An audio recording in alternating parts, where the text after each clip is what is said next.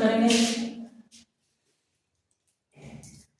ये क्लास 10 प्रश्नावली 1.2 में तीसरा क्वेश्चन को हम लोग हल करने चल रहे हैं, जिसमें लिख रहा है अभाज्य गुणनखंड विधि द्वारा निम्नलिखित पूर्णांकों के एचसीएफ और एलसीएम ज्ञात कीजिए। किस विधि से कहा है? तो अभाज्य गुणनखंड विधि के द्वारा कहा है। यहाँ पहला क्वेश्चन है जिसमें दिया है 12, 15 और 21। सबका अलग अलग फैक्टर कर दीजिए। 12 का करेंगे 2 से 6, 2 से 3 और 3 से 1। 15 का करेंगे 3 से 5 और 5 से 1। 21 का करिए 3 से 7 और 7 से 1। यानी कि 12 में क्या आ रहा है? तो 2 गुणे 3 आ रहा है। 15 में क्या आ रहा है? तो 3 गुणे 5 आ रहा है। 21 में क्या आ रहा है? 3 गुणे 7 आ रहा है। अब इसमें 12, 15 और 21 में सार्वक गुणनखंड क्या है जो दोनों में है? सार्वक गुणनखंड। देखिए इसमें 2 है तो इन सब में नहीं है। 3 इसमें है, 3 इसमें है, 3 इसमें है। 1 तो 3 तीनों में मिल रहा है। 5 है तो इन दोनों में नहीं है, 7 है तो उसमें नहीं है। तो सार्वक गुणनखंड में क्या मिला? यानी कि यही एक नंबर है जो क्या है? तो तीनों में है। तो सार्वक गुणनखंड इसका क्या हुआ? 3 हुआ। यानी कि एचसीएफ क्या बनेगा? तब एचसीएफ इसका वही 3 हो जाएगा। और एलसीएम में क्या होगा बताइए? एलसीएम में जो मिलता है उसको एक जगह लिखते हैं, यानी कि वो 1 हो गया। और जो नहीं मिलता है उसको भी इंटू के रूप में लिखा जाता है। तो 2 इंटू 3, यानी कि ये 2 3 खत्म हो गए, बचा 5 और 7। तो 5 गुणे 7। अब कर दीजिए 2 दूनी के 4, 4 के 12, 12 पच्चे 60 और 60 का 7 में कर दीजिए 7 छके 42, 420। क्या हो जाएगा वो इसका? 420। तो इस तरह से ये पहले का होगा।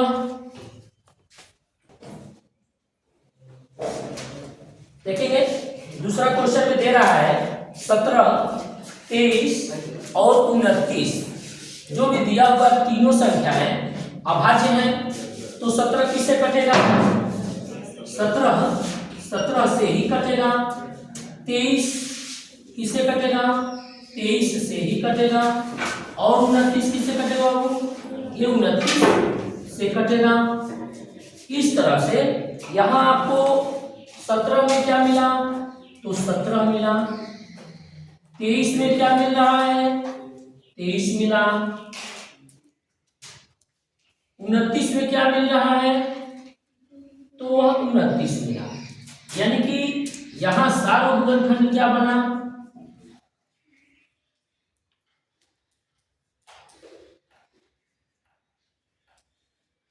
बताइए सार्वक गुणनखंड क्या बना? कुछ नहीं मिला तो वहां 1 होता है। यानी यहां सार्वक गुणनखंड इसका क्या हो गया? 1 आया। और जब 1 सार्वक गुणनखंड हो गया यानी एचसीएफ यही हो जाएगा 1। इसका एचसीएफ क्या हो जाएगा? 1। और एलसीएम क्या होगा? एलसीएम में क्या करेंगे हम लोग? तो एलसीएम के लिए ये कोई भी नंबर कॉमन नहीं है, तो जो भी अंक है इसका गुणा करना पड़ेगा। यानी कि 17 गुणे 23 गुणे 29 गुणा करा लीजिए। 23 में 17 से 7 के 21 2 हासिल, 7 का 14 15 16 और यहाँ 3 2। तो ये हो जाएगा 1 6 3 9 3। इसमें कराना है 29 से। 391 391 में करना है किससे? 29 से। 9 9 81 8 हासिल 9 3 27 और 8 27 और 8 35 2 1 2 9 2 18 के 8 हासिल 1 6 और 1 7 ये होगा 9 3 8 5 3 हासिल 1 7 10 11 11,339 लिखेंगे। इसका जो एलसीएम आया 11,339।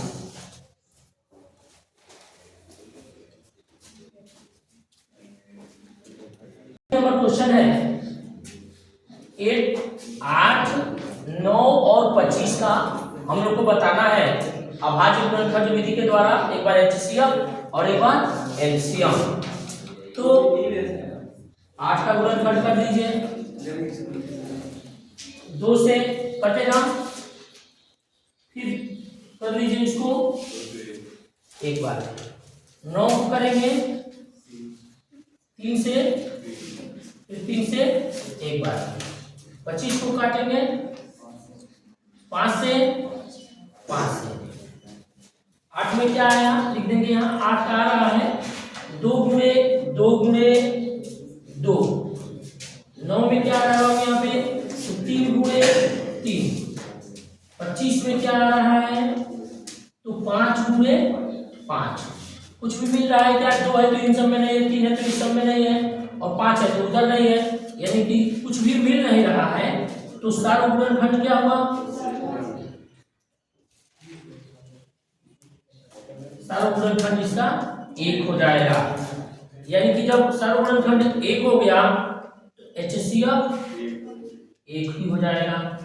और इसका एलसीएम क्या होगा, कुछ नहीं मिल रहा है तो इन दिए हुए सभी संख्याओं का गुणनफल हो जाएगा।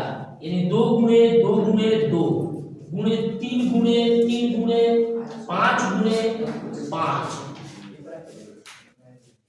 2 दूनी के 4 4 दूनी के 8 8 दूनी के 24 24 24 की 72 72 का कर दीजिए 25 में।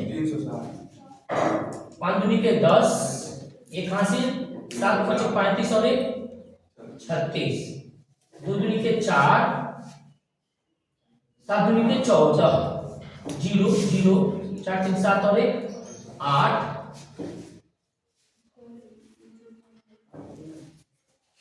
तो कितना आएगा, 25 दूनी 50 5 का 10 7 5 और 1 36। 2 दूनी के 4 7 का 14 और 14 ये होगा 0 4 10 4 3 7 5 का होगा। 2 दूनी के 4 4 दूनी के 8 8 दूनी के 24 24 और 24 दिया 72 72 का 25 में होगा ना, तो 1800 आएगा।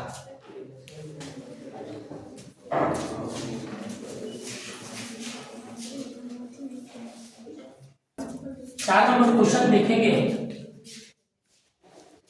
दे रहा है कि एचसीएफ 9 है किसका, 306 और 657 का।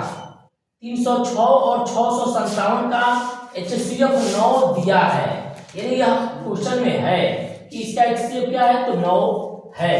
और एलसीएम ज्ञात कीजिए किसका, तो 306 और 657 का। तो जब एचसीएफ दिया है तो इसकी सहायता से हम लोग को क्या करना है, इसका एलसीएम निकाल देना है। वैसे तो आप दोनों का अलग अलग एलसीएम निकाल देंगे तब भी आएगा, लेकिन उसमें इसके देने का कोई मतलब रहेगा क्या, कोई मतलब नहीं रहेगा। तो इसका मतलब ये जब एचसीएफ दिया है तो इसका हम लोग को प्रयोग इसमें करना है। तो हल करने के क्रम में क्या करेंगे बाबू, इसमें सबसे पहले हम लोग कि वही फार्मूला लगाएंगे जिसमें एलसीएम के लिए एचसीएफ जरूरत होती है। तो आप लिखेंगे एलसीएम इक्वल टू क्या होता है, तो पहली संख्या गुणे दूसरी संख्या, पहली संख्या में दूसरी संख्या, और बटे में जब एलसीएम पूछता है तो यहाँ एचसीएफ आ जाता है। यानी कि पहली संख्या 306 और दूसरी संख्या 657, बटे में ये जो इसका एचसीएफ दिया है वह है 9। 9 से बताइए 306 कटेगा कि 657 कटेगा? दोनों कटेगा। जब उसका एचसीएफ है तो एचसीएफ का मतलब कि उससे वो दोनों कटेगा। तो 9 से भाग करके देख लीजिए 306 में क्या आ रहा है? 9 3 27,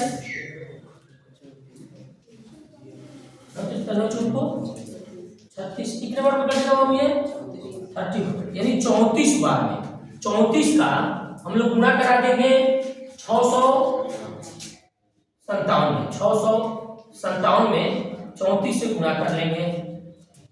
4 7 28, 2 हासिल, 5 को 20, 20 2 22, 2 हासिल, 6 को 24 25 26, 7 के 21, 2 हासिल, 5 15 16 17, 1 हासिल, 6 18 और 1 19। तो ये होगा 8 3 6 12, 12 3 हासिल 1, 10 2 12 हासिल 1 2। तो इसका आ जाएगा 22,338।